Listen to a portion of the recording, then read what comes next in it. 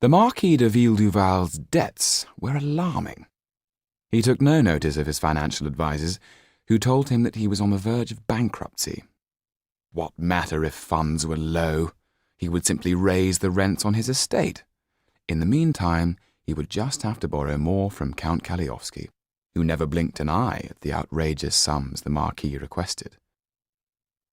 This was how he had financed the building of his newest property, a small chateau halfway between Paris and Versailles, which allowed him easy access to the court and the capital.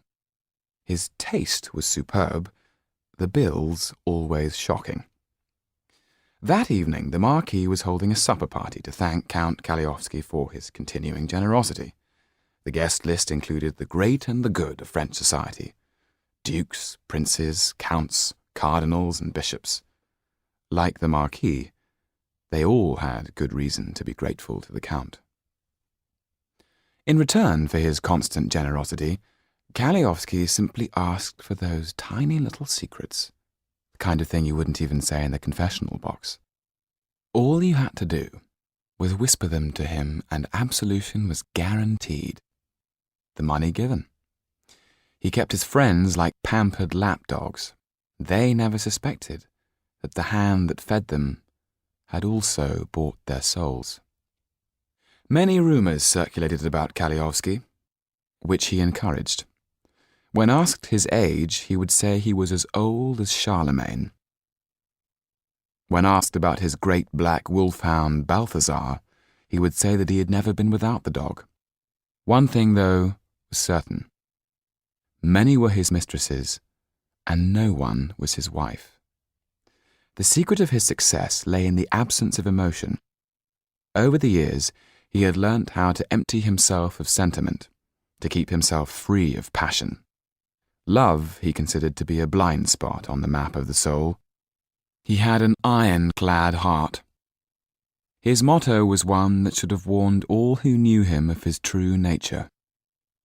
Have no mercy, show no mercy. For the Marquis's part, he was in awe of the Count. If he was honest with himself, something he avoided at all costs, he was more than a little jealous of him. Tonight, though, he wanted to impress the Count. Nothing had been spared to make the celebration a success. He had even gone to the trouble of having his daughter brought home from her convent to satisfy a whim of the Count, who had asked to see her. Why, he could not imagine, for he considered her to be a mark of imperfection upon his otherwise perfect existence.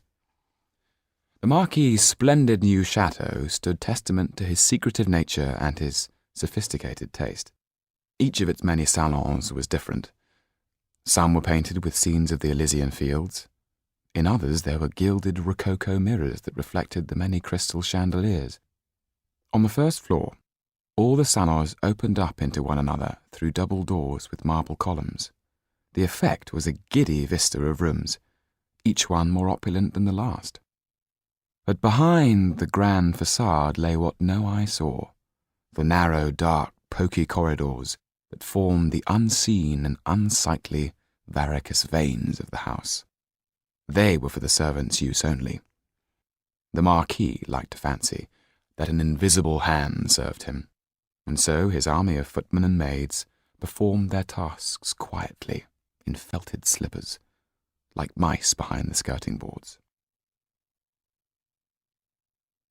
On the day of the party, the Mother Superior told Sido that she was wanted at her father's new chateau. It had been 2 years since she'd last seen him, and for a moment she wondered if he had been taken ill. Her memory of her father was of a cold, unloving man who had little time for his daughter.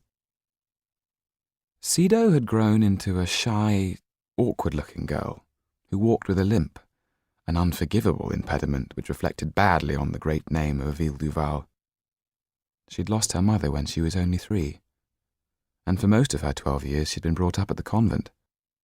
The Marquis had handed her over to the Mother Superior at the tender age of 5, with instructions to teach the girl to be less clumsy and to walk without limping, if such a thing were possible. Sido's surprise at finding she was going to the chateau just for a supper party filled her with excitement and trepidation.